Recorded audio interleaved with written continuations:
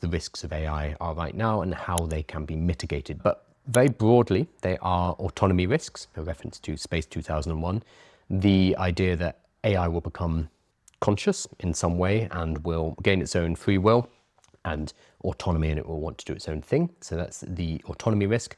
The next one is a misuse for destruction. If we give humans these tools, we can use them for great things and for terrible things. Like a lot of technologies, the technology itself is relatively neutral, but there are good actors and bad actors. As Geoffrey Hinton has warned, by giving away these models, by giving this power to everybody, that means the baddies have this too, however you define the baddies.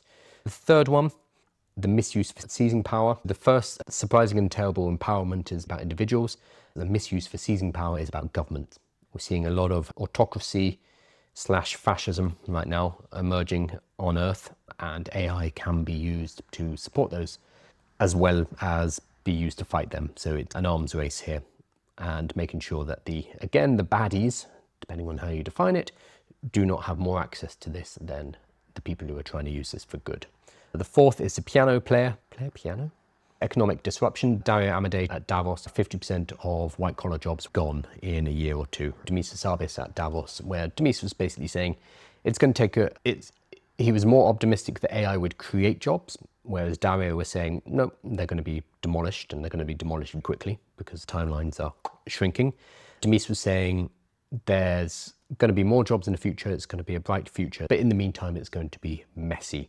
They both agree the next few years, even if AI is going to take us to some kind of utopia, even if we are going to sort out universal income, etc., unlikely, the next few years are going to be extremely messy.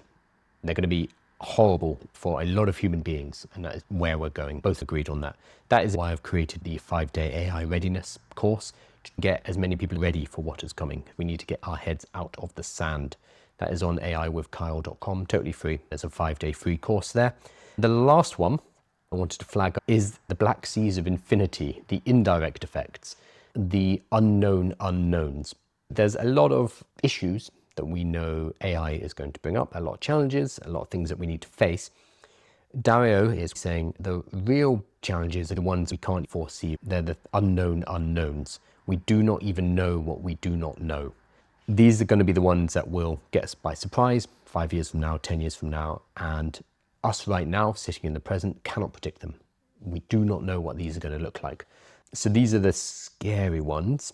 He runs through a few potentials, and they get a bit of science fiction, but I think we do need to look to sci-fi. We do need to look to futurism to work out what the world might look like. He ends on a positive note saying humans are pretty great. We have managed to work through most problems, which I broadly agree with. Humans are amazingly resilient and have dealt with an awful lot of challenges, and we seem to somehow muddle our way through. The question is whether AI is a different type of challenge.